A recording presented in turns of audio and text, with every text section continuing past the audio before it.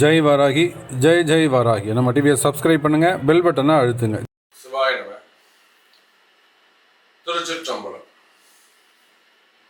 கற்பனை கடந்த ஜோதி கருணையே உருவமாகி அற்புத கோலம் நீடி அருமறை சிரத்தின் மேலா சிற்பர யோமமாகும் திருச்சிற்றம்பலத்துள் நின்று பொற்படம் நட செய்கின்ற பூங்குழல் போற்றி போற்றி. எல்லாமல்ல அம்மையப்பனாக உலகம் முழுவதும் வாழக்கூடிய அத்தனை ஜீவராசிகளுக்கும் அம்மையப்பனாக விளங்கக்கூடிய உமா மகேசனுடைய மலர்களிகளையும் என்னுடைய அத்தனை குருவையும் வணங்கி ஆதித்யாய சோமாய மங்களாய புதாய குரு சுக்ர சனிபியஸ்ச ராகவே கேதவே நமஹா. ஆதித்யாதி நவ கிரகங்களையும் நவகோள்களையும் நட்சத்திரங்களையும் வணங்கி உலகம் முழுவதும் வாழக்கூடிய ஸ்ரீ வாராகி டிவி நேயர்கள் அனைவருக்கும் உங்கள் தாம்பரம் ஸ்ரீ வாராகி ஈசனேசன் சுவாமியுடைய நல்லாசிகள், வாழ்த்துக்கள். ஜெய் வாராகி, ஜெய் ஜெய் வாராகி. அன்பு பக்தர்களே, நாம் இப்பொழுது காண இருக்கின்ற தலைப்பு கிரக யுத்தம். மார்ச் மாதம் 16ஆம் தேதியிலிருந்து மார்ச் 16, 2024 முதல் ஏப்ரல் 20 தேதி வரை அல்லது மே மாசம் வரையில கூட நம்ம வச்சுக்கலாம். அடுத்து வரக்கூடிய ஒரு 1.5 மாசம் 45 நாட்கள் ஒரு கிரக யுத்தம் நடக்க போகுது. இந்த கிரக யுத்தம் யுத்தம்னு நம்ம சொல்றோம், கிரக சேர்க்கைன்னு சொல்லல. நம்ம சொல்லும் போது நீங்க அந்த வார்த்தைகளை கவனிக்க வேண்டும். அந்த கிரக யுத்தம் அப்படின்னு சொல்றோம். கிரக சேர்க்கைன்னு சொல்ல 6 கிரக சேர்க்கை 5 கிரக சேர்க்கை அப்படின்னு சொல்லல, கிரக யுத்தம்னு சொல்றோம். ஏன் என்ற யுத்தம்ங்கிற வார்த்தையை எங்க சேர்க்கிறோம்னா, அன்பு நேயர்களே, நம்ம எல்லாருக்கும் தெரியும், சனி பகவான் கும்பத்துல இருக்கிறார். கும்பத்தில் இருக்கக்கூடிய சனி பகவானுக்கு நேர் பகையான ஒரு கிரகம் இருக்கும்னு சொன்னா அது செவ்வாய் தான். சுக்கிரனும் பகைதான், அவர் கொஞ்சம் சாஃப்ட் கேரக்டர். ஆனா அந்த செவ்வாய் ராகு அடிதடிக்கு சம்பந்தப்பட்டவங்க, கழகங்களுக்கு சம்பந்தப்பட்டவங்க. பெரும் யுத்தங்களுக்கெல்லாம் யாரு அதிபதி அப்படின்னு கேட்டீங்கன்னாக்கா செவ்வாய் தான். அப்ப அந்த செவ்வாய் பகவான் சனியோடு சேர்க்கிறார். பொதுவாகவே சனி செவ்வாய் சேர்ந்தா அது ஒரு தோஷமான சேர்க்கைன்னு சொல்லுவாங்க. எந்த ஒரு ஜாதகத்திலையும் சனியும் செவ்வாயும் சேர்ந்து இருக்க கூடாது அப்படின்லாம் சொல்லுவாங்க. அப்ப இந்த அடுத்து வரக்கூடிய அந்த 1.5 மாசத்துல மார்ச் 16ஆம் தேதியிலிருந்து மே மாசம் 1ஆம் தேதி வரையிலுமே கூட பிறக்க இருக்கின்ற எல்லா குழந்தைகளுக்கும் என்ன ஆகும்னா இந்த சனி செவ்வாய் சேர்க்கை கும்பத்துல இருக்கும். அது லக்னத்தை பொறுத்து அமையும். அப்ப அந்த சனியும் செவ்வாயும் சேர்க்கிறார்கள். அந்த இடத்துல தேவையில்லாத அரசியல் கழகங்கள் ஏற்பட போகுது. இப்ப அரசியல்னு சொல்லிட்டாலே 2 பேர் வரணும். ஒன்னு சனி, இன்னொன்னு சூரியன், அப்புறம் செவ்வாய். கூட ராகுவும் அங்கே இணைகிறார். அந்த சூரியன் யார் கூட இணைகிறார்னா ராகுவோடு இணைகிறார். அங்க சூரியன் ராகு நேர்பகை. அப்ப ராகு எங்க இருக்கிறாரு? மீனத்தில் இருக்கிறார். அப்போ மீனத்துக்கு 6ஆம் அதிபதி சூரியன். எதிரி ஸ்தானம், ரோகருண சத்துருன்னு சொல்லக்கூடிய எதிரிங்கிற ஸ்தானம். பொதுவாகவே 6 என்பது மரக ஸ்தானம்.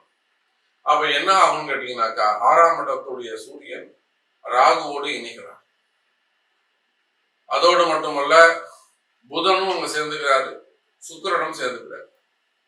அப்ப இந்த சனி செவ்வாய் சூரியன் ராகு இந்த 4 கிரகங்கள் தான் அடுத்து நடக்க இருக்கின்ற மார்ச் மாசம் ரொம்ப எச்சரிக்கையாக இருக்க வேண்டிய ராசிகள், எச்சரிக்கையாக இருக்க வேண்டிய நபர்கள் யார் யாரு, யாரெல்லாம் எந்த தொழில் செய்யக்கூடியவங்களுக்கெல்லாம் அதிர்ஷ்டம் கிடைக்கும், அல்லது எந்தெந்த டிபார்ட்மெண்ட் எந்தெந்த தொழில இருக்கக்கூடியவங்களுக்கெல்லாம் நன்மைகள் நடக்கும்,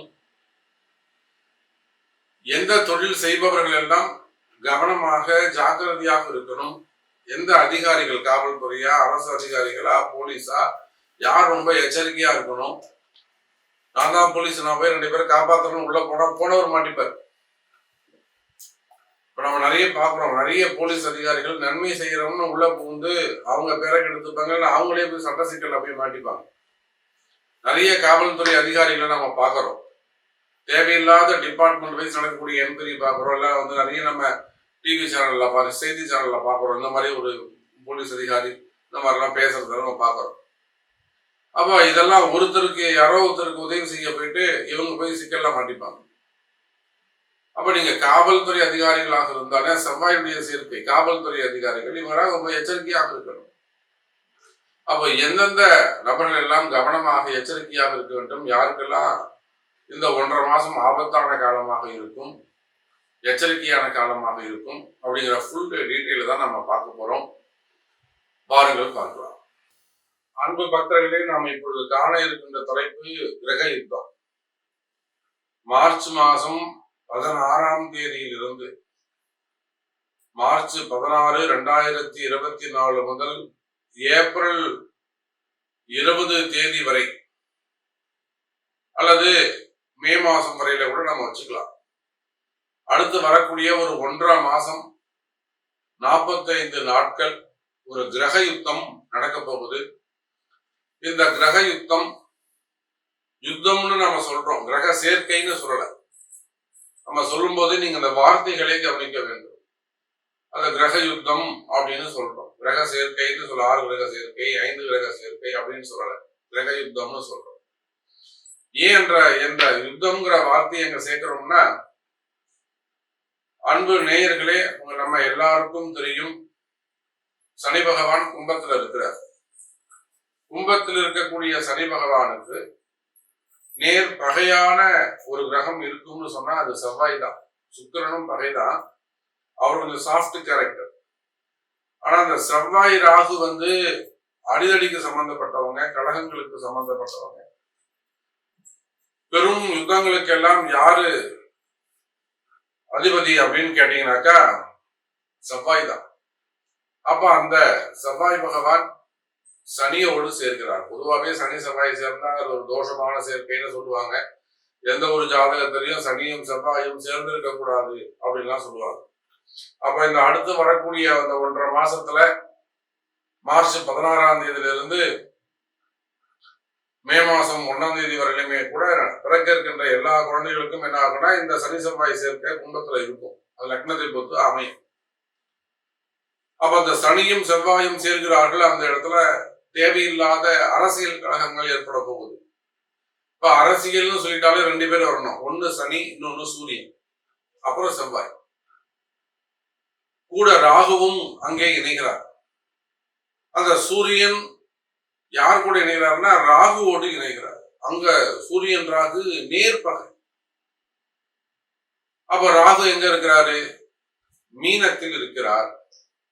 அப்போ மீனத்துக்கு 6ஆம் அதிபதி சூரியன். எதிரி ஸ்தானம், ரோகருண சத்துருன்னு சொல்லக்கூடிய எதிரிங்கிற ஸ்தானம். பொதுவாகவே 6 என்பது மாரகஸ்தானம்.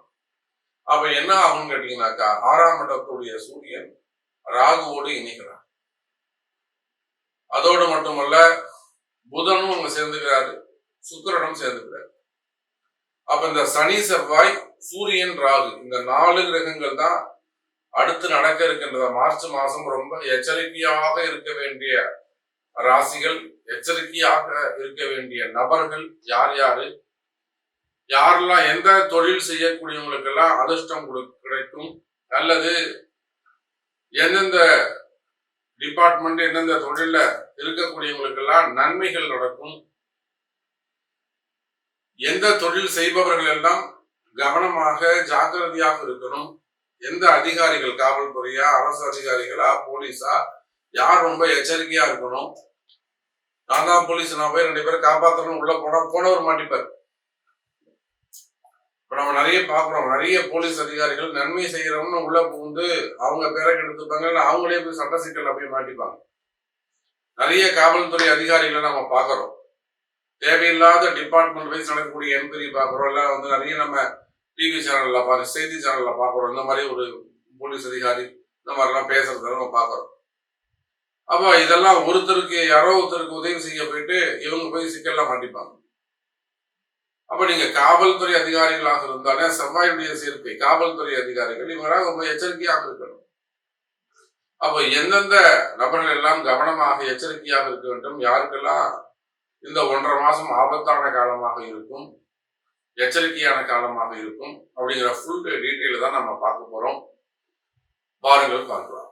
துலாம் ராசி அன்பர்களே, துலாம் ராசியை பொறுத்தவரையில் இந்த கிரக யுத்த காலம் ரொம்ப ரொம்ப முக்கியமான ஒரு காலகட்டம். காரணம் என்னன்னு கேட்டீங்கன்னாக்கா, உங்க ராசி, நீங்க துலாம் ராசி ஆனாலும் துலாம் லக்னம் ஆனாலும் ராசி லக்னத்திற்கு 5ஆம் இடத்துல நடக்கக்கூடிய யுத்தம் பூர்வ புண்ணியஸ்தான்.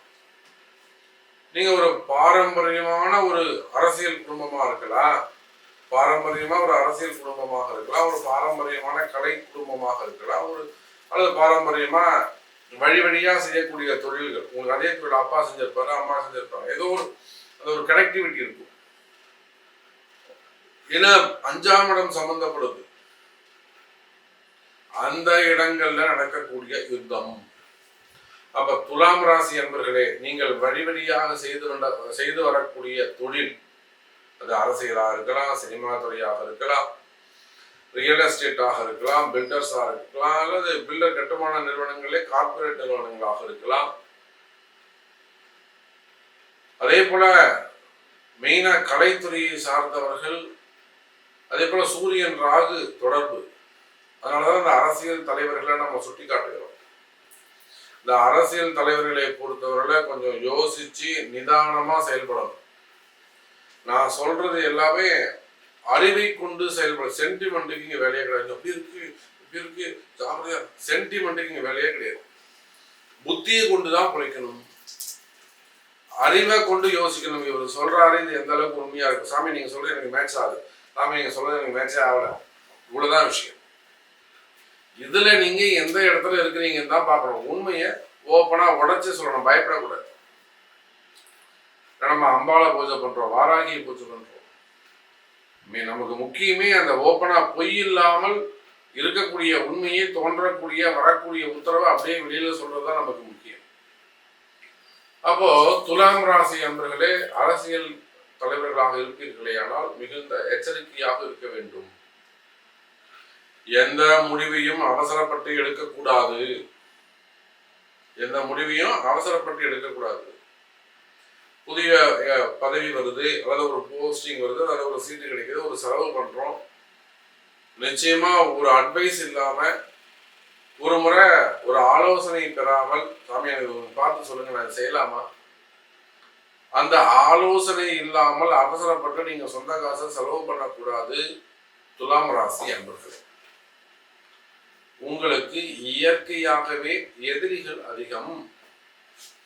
நீங்க எந்த நிலையில் இருந்தாலும் சரிதான், நீங்க வேலை செய்யற இடமா இருக்கலாம், பிரைவேட் ஜாபா இருக்கலாம், கவர்மெண்ட் ஜாபா இருக்கலாம், டிபார்ட்மெண்டா இருக்கலாம், காவல்துறை அதிகாரிகளாக இருக்கலாம், ராணுவமாக இருக்கலாம், அல்லது யூனிஃபார்ம் படாத ரெடிப்படை என்ன வேணாலும் நீங்க இருந்துக்கோங்க, காவல்துறையாக இருக்கலாம், நீதி அரசர்கள், ஜட்ஜஸ், அட்வொகேட்ஸ், மெயினா டாக்டர்ஸ், பெரிய பெரிய டாக்டர்ஸ், அதாவது கார்பரேட் நிறுவனங்கள். ஏன்னா ஏன் கார்பரேட் நிறுவனங்கள் நாம சொல்றோம்னா, சூரியன் ராகு, சூரியனும் மிகப்பெரிய பிரம்மாண்டம், ராகு சூரியனை விட பல மடங்கு பிரம்மாண்டம். அப்ப 2 பிரம்மாண்டம் அங்க ஒண்ணு சேருது. அதனாலதான் அந்த கார்பரேட் நிறுவனங்கள், அரசியல் தலைவர்கள் நம்ம சொல்றது காரணம் அதுதான். அப்ப இந்த கிரக யுத்தம் எப்படிப்பட்டது என்று சொன்னால்,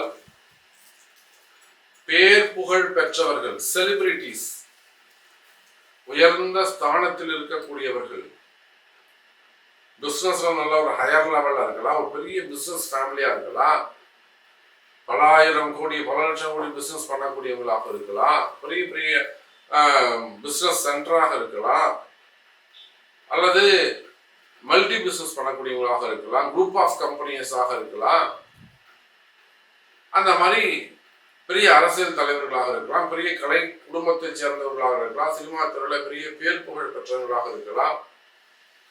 திடீர்னு வரக்கூடிய சட்ட சிக்கல்கள் உங்களுக்கு ஒண்ணு ஏற்படுதுனாக்கா நிச்சயமா இந்த கிரக யுத்தம் தான் ஒரு காரணம். ஏன்னா துலாம் ராசி என்பவர்களே, உங்களுக்கு ஏற்பட்டிருக்கக்கூடிய இந்த கிரக யுத்தம் எப்படிப்பட்டதுன்னு எனக்கு தான் தெரியும். அப்ப அலட்சியமாக இருக்கக்கூடாது, மிகுந்த எச்சரிக்கையோடு நடந்து கொள்ள வேண்டும்.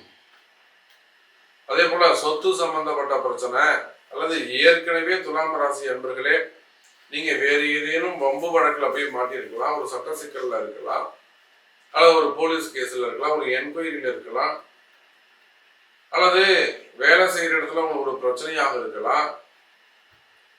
அப்ப இந்த மாதிரியான ஒரு பிரச்சனையில் இருக்கக்கூடிய துலாம் ராசி அன்பர்களே, இந்த யுத்த காலம் என்பது ரொம்ப ரொம்ப குரூஷியல் பீரியடு.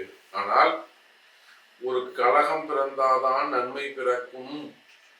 அப்போ துலாம் ராசி அன்பர்களே, உங்க பிரச்சனை, நீங்க ஒரு பிரச்சனையில இருக்கீங்க, உங்களுக்கு ஏதோ ஒரு நல்லது நடக்க போகுது. கலகம் பிறந்தாதால் வழி பிறக்கும், நாரதர் கலகம் நன்மையில் முடியும்.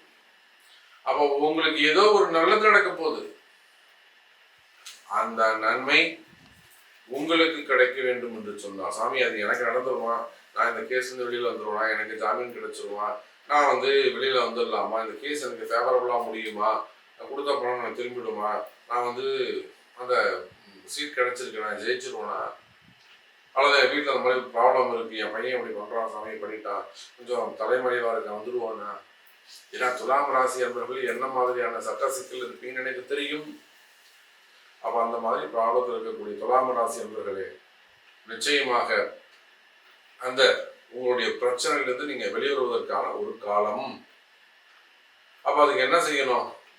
அதுக்கு தகுந்த வழிபாடுகள், பிராயச்சித்தங்கள், பரிகாரங்கள் என்ன என்பதை தெரிந்து அறிந்து, அலட்சியம் இல்லாமல், இவர் சொன்னார் போ அது நம்ம எல்லாம் வேணாம் இப்படியே பண்ணிக்கலாம், அந்த அலட்சியம் இல்லாமல்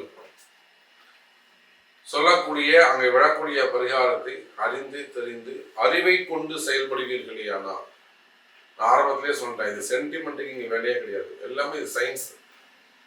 அறிவை கொண்டு செயல்படுவீர்களே ஆனால் அன்னை வாராகியிடத்திலே வாருங்கள், நிச்சயமாக அம்பாளுடைய அனுகிரகம் உங்களுக்கு கிடைக்கும் என்பதை சொல்லிக்கொண்டு மீண்டும் வேறு அற்புதமான பதிவில் உங்களை சந்திக்கிறேன். அதுவரை உங்களிடம் இருந்து விடைபெறுவது உங்கள் தாம்பரம் ஸ்ரீ வாராகி ஈசனேசன். ஜெய் வாராகி, ஜெய் ஜெய் வாராகி.